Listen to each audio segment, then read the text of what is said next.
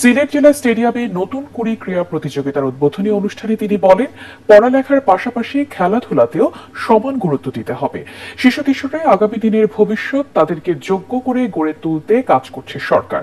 প্রধানমন্ত্রী আরো বলেন, প্রত্যেক ক্রীড়াবিদ বাংলাদেশের শুভেচ্ছা দূত হিসেবে কাজ করবে।